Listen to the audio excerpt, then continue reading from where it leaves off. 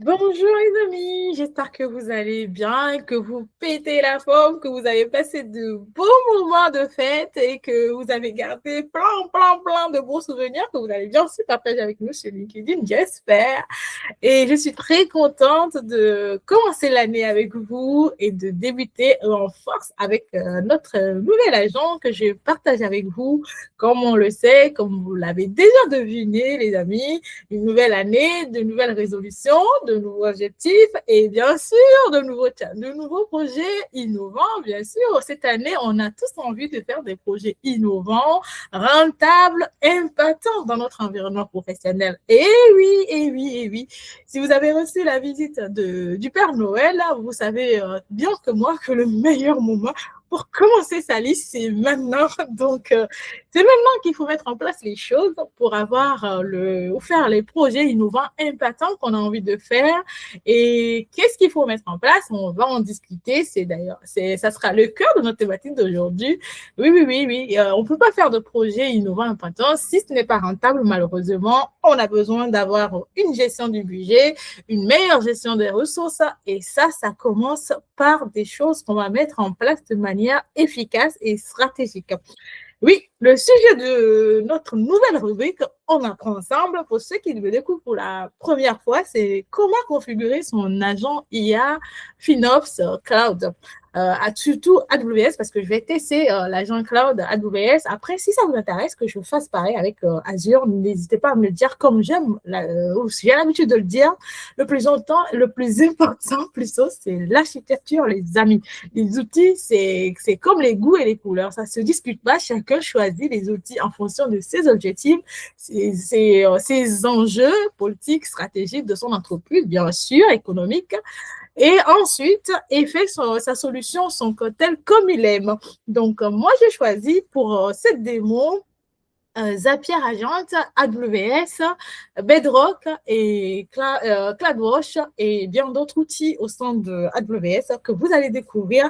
Pourquoi l'IA sera votre meilleur allié concernant la gestion de vos ressources cloud pour avoir la promotion que vous désirez tant pour faire des projets encore plus grands, innovants, impactants.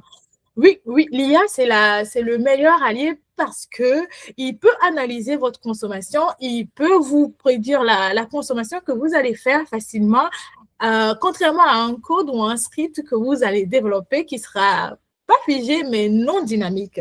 Alors que l'IA, lui, il est en constante analyse, en constante prédiction et peut faire des recommandations et des actions. Donc, l'idéal, c'est de faire un agent IA Cloud et ensuite, bien sûr, avoir des consultants, des personnes qui vont savoir utiliser correctement cet agent dans leur stratégie FinOps. Et voilà, plus de blablabla. On commence dans le dur du sujet. Je vous partage mon espace. Je vous explique. Moi, la première étape, comme j'aime le dire, ceux qui n'ont pas encore suivi ma vidéo sur comment mettre en place sa stratégie FinOps pour mieux gérer ses ressources et ne pas avoir les ailes brûlées avant même de commencer par voler dans le cloud avec nous. N'hésitez pas à les regarder sur ma chaîne YouTube. C'est intéressant, je vous le dis. Vous allez gagner beaucoup. Donc, voilà. Le premier point, c'est l'identification, l'analyse de ces ressources. Oui, les amis. Même avec un agent IA, vous ne pouvez pas paramétrer, configurer ce qu'il faut sans la maîtrise de cela, les amis, malheureusement. Et la deuxième, c'est que moi, j'ai choisi une stratégie d'intégration continue. C'est-à-dire, les amis, au lieu de commencer directement à faire la solution immédiatement, j'ai préféré le découper en plusieurs fonctionnalités, ce qui me permet de gagner en autonomie et de pouvoir, bien sûr, bien contrôler les sous. Parce que quand vous mettez en place une solution immédiate, de manière pas segmentée, c'est que quand il y a c'est-à-dire une coupure ou une faille, c'est toute la solution qui tombe par terre. Alors que quand vous mettez la notion de microservice dans vos agents, vous gagnez parce que chaque fonctionnalité gagne en autonomie et peut être autonome sans forcément avoir besoin des autres. À part, bien sûr, certaines fonctionnalités qui nécessitent l'identification, qu'on sait très bien que le service d'authentification, c'est un service qui est primordial pour les autres services. Donc, voilà. Et aussi, je voulais profiter de cela pour vous expliquer comment intégrer la notion de microservice dans la construction de vos agents IA Cloud. Donc, j'en profite et je fais du pierre deux coups. pour vous montrer cela et je sors bientôt un article ou sinon une newsletter sur ce sujet-là. Donc, n'hésitez pas à aller guetter un peu sur mon Substack et regarder si c'est bien sorti, de profiter de comment vous pouvez le mettre en place. Donc, moi, j'ai déjà commencé, comme je l'explique, j'ai fait la partie Bedrock ou l'analyse de consommation. J'avais aussi également partagé avec vous l'agent sur le cloud, on va dire le CloudWatch qui permet de voir les alertes des consommations, les alertes CPU. Donc, on va dire, cet agent est un peu la combinaison de toutes ces fonctionnalités et c'est ce qu'on appelle un peu la notion de microservice. On va voir cela tout à l'heure, ne vous inquiétez pas, on n'est pas là pour vous effrayer. C'est bien vrai que nous, les gens de la techno, on aime bien utiliser les gros mots pour effrayer les personnes qui ne s'y connaissent pas trop en technologie ou impressionner, bien sûr, pas pour effrayer, tant pour moi, pour impressionner nos amis qui ne s'y connaissent pas en technologie. Donc, ce n'est pas le cas, les amis, ne vous inquiétez pas, on partage tout ici, on se dit tous les astuces, toutes les méthodes qu'il faut. Donc, j'ai 15 minutes. Ce que je vais faire vite la démo. Mais n'hésitez pas après à me contacter si vous voulez un peu plus. C'est-à-dire que vous voulez que je partage un peu plus pour pouvoir vous permettre de comprendre en profondeur ce que j'ai fait et comment je l'ai fait, surtout si vous avez besoin de comprendre l'aspect technique pour faire vos choix dans votre environnement professionnel et faire votre propre construction à votre manière, à votre goût, bien sûr. Donc, j'en ai fait deux. La première version, j'ai préféré que ça soit un rapport qui me fournit à la fin de manière weekly, c'est-à-dire chaque week-end, il me dit tu as consommé tant, tes prévisions de consommation et c'est telle quantité ou on va dire tel quota et voici les recommandations que je te donne. Et la deuxième version, c'est à la demande. Donc, c'est à vous de voir lequel vous convient, c'est-à-dire laquelle vous convient comme version. Est-ce que vous souhaitez avoir une version dans laquelle chaque week-end, vous surveillez vos consommations ou c'est à la demande quand vous voulez? N'est-ce pas merveilleux ça, les amis? Ah, eh bien oui, qu'est-ce que c'est merveilleux. Bon, du coup, on va tester à la demande qui sera plus rapide pour ma démo. Comme je l'ai dit, je suis un peu tenue par le temps. 15 minutes pour montrer tout ça. Donc, c'est un peu chaud, mais bon, je vais essayer de rentabiliser et puis vous montrer comment faire. Donc là, mon argent, le trigger, c'est on demande. Du coup, la chose que j'avais oublié aussi de mentionner, c'est que si vous ne savez pas ce que c'est que la gestion FinOps, vaut mieux utiliser le copilote parce qu'il va vous permettre de mettre en place quels sont les triggers, les phases que vous devez configurer. Et là, moi, j'ai voulu faire une orchestration de ce que j'avais imaginé, mais j'ai quand même voulu que le copilote aussi me propose sa version. Quand j'ai fait la comparaison, franchement, les amis, je suis bluffée parce qu'il m'a intégré des choses, des contrôles, des vérifications que moi, je n'avais pas forcément imaginé au début de ma construction de l'agent FinOps. Voilà. Donc, là, j'ai l'agent FinOps. Il me dit analyser les métriques AWS. Ça, il le fait chaque 90 jours. Il utilise Bedrock pour détecter les patterns d'utilisation, les anomalies. Je vais aller très rapidement, mes amis, mais n'hésitez pas à me dire si vous voulez un tutoriel technique ou un webinaire. Ça sera un plaisir, en tout cas, de partager cela avec vous. Et j'utilise Amazon Bedrock Converse pour générer des prédictions de coûts de 3 à 6 mois qui me permettent de pouvoir anticiper ma gestion, ma consommation de ressources cloud. Et ensuite, il me dit les gouvernances qu'il faut faire par rapport aux actions à automatiser. Là, par exemple, il dit qu'il a trouvé une instance et voilà ce qui est consommé, ce qui va être consommé le mois prochain. Donc, c'est ce que je gère sur ce point 6. Et je lui demande également de voir quelles sont les alertes de consommation aussi pour détecter les instances qui sont surdimensionnées et réduire rapidement le coût pour ne pas me retrouver avec un coût qui explose avec des ressources que je n'utilise pas. Pareil, je lui ai également demandé de voir les snapshots. C'est un peu, comment je peux expliquer ça? C'est une capture à l'instant T de votre instance ou de votre ressource. Donc, je lui ai demandé d'analyser aussi ces volumes, ces captures pour être sûr qu'il n'y a pas de ressources inutilisées. Et je lui ai demandé aussi de me proposer des conseils de négociation de ressources réservées à AWS. Oui, c'est ça la beauté de la chose, les amis. Je l'ai dit, tu m'analyses mes ressources. Par exemple, moi, j'ai choisi des machines avec une certaine taille qui, comme c'est, on va dire, c'est une plateforme de test pour moi, ce compte-là. Donc, j'ai dit, tu choisis tel micro qui me permet de pouvoir économiser de l'argent. Donc, je l'ai dit, tu regardes les types de ressources que j'ai choisis, tu me proposes une négociation que je peux aller faire avec le fournisseur en fonction de mes types de ressources. Ça, c'est très intéressant Parce que si vous n'avez pas d'agent FinOps, si vous n'avez pas de consultant FinOps à temps plein, ça serait très pertinent pour vous de savoir ce que vous devez aller négocier avec votre fournisseur et gagner un peu de sous. Donc là, vous avez l'analyse historique sur 12 mois que je lui demande aussi de me fournir. Et là, les instances réservées aussi, je lui demande de calculer le retour sur investissement potentiel de ces instances réservées que j'achète avec les saving plans, ce que je pourrais détailler, mais je l'ai déjà détaillé dans ma vidéo YouTube. Donc, n'hésitez pas à me dire si vous avez besoin. Je lui ai demandé de voir quelles sont les options de flexibilité par rapport à les instances, les types de services que j'héberge. Et ensuite, je l'ai fait, me fait faire des recommandations qui génèrent sous forme de rapport à la fin de chaque exécution ou à la demande. Et là, je lui demande de me dire quels sont les temps d'optimisation d'achat que je peux faire, les négociations, pareil. Quelles sont les stimulations de scénarios d'engagement avec calcul potentiel, une stratégie d'achat échelonnée pour réduire les risques. Vraiment, je suis rentrée dans beaucoup de détails que je ne peux pas malheureusement tout détailler parce que ça ne suffira pas le temps imparti pour la vidéo, mais ça vaut le coup, les amis, ça vaut le coup. Et je lui demande après, à la fin, d'informer les équipes par rapport à chaque ressource, chaque analyse de coûts et de ressources. Et ça, il doit le faire de manière soit automatique par mail ou par un outil de gestion ou par Slack. Vous pouvez le faire pareil. Et donc, qu'est-ce qui m'envoie? Vous allez me demander le rapport final pour prendre ma décision, comment c'est présenté. C'est là que ça se joue, la partie générer un tableau de bord FinOps. Au sein de cette partie, je lui demande de me générer le ROI actuel de ce que j'ai consommé contre le prévisionnel, le coût de département par projet, la prédiction budgétaire de 3 à 6 mois, les actions d'optimisation en cours et bien sûr le benchmark sectoriel. Si vous êtes une PME, l'indicateur de croissance cloud pour me dire, ah oui, vous aurez vos ressources, vous avez consommé, vous avez une telle, on va dire, un tel pourcentage de croissance. Donc, il faut vraiment prévoir, on va dire, tel budget pour l'année prochaine.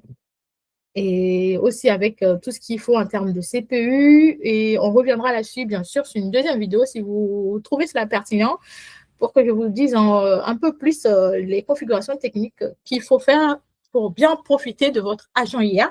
Donc là, on va tester pour que vous puissiez voir. Là, c'est les agents. Une fois que j'ai bien ficelé on va dire, mes instructions pour faire exactement ce que je veux qu'il fasse et tout en lui laissant une marge d'improvisation. Parce que ce qui est intéressant avec l'IA, c'est qu'il va générer ou sinon couvrir des cas que vous n'avez pas forcément intégré ou imaginé dans la solution. Et après, il faut quand même essayer de voir si vous pouvez voir que tout ça ne part pas en cacahuète, parce que c'est le plus important.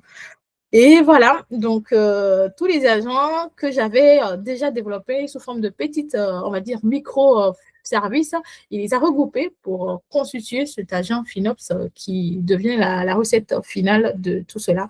Donc, il a pris les agents ECD, Pandora, Instance Finder que j'avais développé, que j'avais partagé avec vous. Pareil, mon agent de Bedrock, analyseur de CloudWatch. Et tout ça donne un combo ou un cocktail merveilleux à savourer. Donc, je fais approuve. Ça va prendre un peu plus de temps, mais j'en profite pour vous montrer l'exemple type de rapport que ça génère. Comme ça vous permettra de voir un peu à quoi ça ressemble le temps qu'on revienne par rapport à l'exécution, qui va prendre un peu plus de temps. Donc, là, on est à ce niveau-là. Je vais refaire mon partage pour que vous puissiez voir dans les mails ce que ça donne comme information ou rapport final et qui vous permettra, vous, de pouvoir décider et faire des choix avec les bonnes informations, les bonnes données surtout, et ne pas se tromper dans votre gestion. Donc là, je reviens, le rapport de FinOps qu'il génère à la fin. Voilà, donc dans le rapport, on a plusieurs parties. Le résumé exécutif, ça c'est vraiment important parce que c'est là que vous avez, on va dire, une synthèse très, très, très technique et aussi vulgarisée qui vous permet de comprendre concrètement ce qui se passe. Donc là, il me dit, mon économie potentielle, c'est 44 000 dollars par an. Et la revue sur 12 mois, il me donne ça, le budget optimisé. Et après, il me détaille tout ça. Oui, c'est ça le plus important. Il me dit tous les sortes de stockage que j'ai et ce que je peux gagner en fonction des actions à faire. Pareil, pour le CloudWatch aussi, il me donne l'électricité, les buckets que j'ai supprimés ou que je garde encore. Et pour les actions à réaliser, à configurer, ça, il me donne les actions à faire. Bien sûr, ça, on l'avait déjà avec notre agent IA qui permet de gérer le S3. Mais il me rappelle cela gentiment avec le coût qui va avec, comme ça, à moi de voir. Est-ce que j'ai envie de pouvoir mettre en place ces actions pour avoir tel impact économique ou pas? Et une fois qu'on a fini avec cette partie, il rentre dans le plan d'action stratégique. C'est là que ça devient plus intéressant parce à moyen et long terme, qu'est-ce qu'il faut prévoir en termes d'architecture applicative? Qu'est-ce qu'il faut prévoir en termes de dashboard pour pouvoir avoir une réduction de tel taux ou pas? Donc là, il me détaille les analyses, les stratégies à mettre en place, actions immédiates. Vous voyez, il me dit, voilà les actions immédiates que je dois faire. Et là, il me dit les actions à faire entre 1 et 3 mois et revoir l'architecture applicative. Pardon. Et là, il me demande de former les équipes, comme j'aime toujours le dire. C'est vraiment une tâche de longue haleine, donc il faut former tout le monde pour participer au travail, sinon ça ne va pas être facile à faire. Donc là, les recommandations techniques, la gouvernance de coûts, l'optimisation continue, la sécurité, il m'explique tout par rapport à ce que je dois faire et ce que je ne peux pas faire ou ce qu'il faut faire. Et pareil, du coup, donc, il me donne les prochaines étapes qu'il va faire si, bien sûr, je suis d'accord avec la configuration, la validation des configurations et les rapports d'impact des optimisations. Et après, il me demande, bien sûr, à la fin, si j'ai des questions, des clarifications, de lui demander. Donc, c'est en fonction de vos besoins, de ce que vous avez envie de contrôler, planifier, monitorer et qui va vous faire l'adaptation. Donc, ça, c'est le rapport générique, mais vous pouvez le faire à votre façon avec les inputs que vous souhaitez et les outputs que vous voulez que ça sorte de là comme résultat. Comme ça vous permettra d'avoir une décision rapide et efficace. Bon, là, on revient dans notre espace ou sur notre plateforme Zapier pour voir ce que ça donne dans l'exécution finale de notre agent. Donc, comme je l'ai dit, pour cette première partie, on n'aura pas peut-être l'opportunité de tout détailler parce que le temps imparti ne joue pas en notre faveur. Et pour ne pas que la vidéo soit trop longue et après avoir des coupures de montage qui ne donnent pas trop on va dire, la facilité de comprendre des fois. Donc, je préférais arrêter peut-être cette première partie-là et dites-moi qu'est-ce qui vous intéresse. Qu'est-ce que vous souhaiterez que je développe un peu plus dans la configuration de cet agent IA Cloud FinOps, AWS bien sûr, et qu'est-ce que vous auriez rajouté, vous, par rapport à toute cette manipulation? Du coup, on revient là. C'est vrai, ça prend beaucoup de temps parce qu'il y a beaucoup d'agents qui doivent exécuter. Mais vous avez vu, il y a la première, déjà, la première, il fait la description de l'agent. Il m'explique exactement ce qu'il a comme objectif, la liste des coûts qu'il a regardé, les problèmes critiques, il me dit ce qui va sortir comme problème critique. Donc, si j'approuve, il me sort le rapport et puis ensuite, il me l'envoie. Voilà, donc là, c'est ce qu'il va faire en générant le rapport, en donnant l'exécution finale et l'envoyer, comme on l'a vu tout à l'heure, dans le mail. Et une fois c'est terminé, c'est à moi de voir quelles sont les actions que je vais enchaîner dessus. Dites-moi, est-ce que c'est intéressant? Est-ce que pour vous, ça semble utile dans votre environnement, surtout si vous êtes en start-up, une PME qui travaille dans le cloud, qui a beaucoup de projets au sein du cloud et de ressources au sein du cloud? Est-ce que vous trouvez cela intéressant ou vous préférez vous transformer en mode ninja pour avoir des tonnes de multiples de codes, de scripts pour gérer vos ressources? En tout cas, moi, comme je vous le dis, votre meilleur allié pour ça, c'est l'IA combinée au cloud parce que l'IA permet une analyse constante et une recommandation constante de votre consommation, ce qu'un code, je doute fort, ne puisse faire à chaque jour de votre consommation.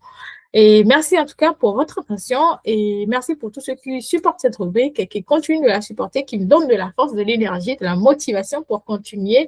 Dites-moi si c'est utile, si c'est toujours utile, bien sûr, si c'est toujours intéressant pour vous et à bientôt pour une deuxième version pour bien comprendre un peu plus comment fonctionne ou comment j'ai ficelé tout ça. Et voilà, mes amis, on va s'arrêter là et je ferai une deuxième version avec peut-être un peu plus de détails techniques si ça vous intéresse.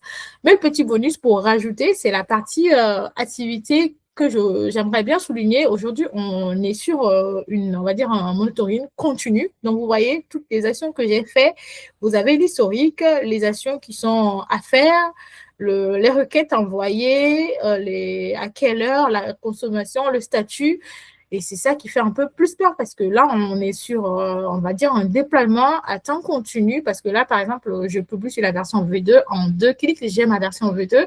Pareil, si je veux une deuxième version, je clique sur New Draft et en 3 clics, j'ai la version V3 avec la nouvelle fonctionnalité que je veux tout en gardant ma version de départ V1. Vous allez voir, ma version de départ V1, c'est ce que je disais tout à l'heure, je l'ai configuré pour que ça m'envoie le rapport chaque jour à une heure donnée. N'est-ce pas merveilleux tout ça, les amis? À bientôt pour de nouvelles expériences au sein du cloud, de l'IA et de l'automatisation.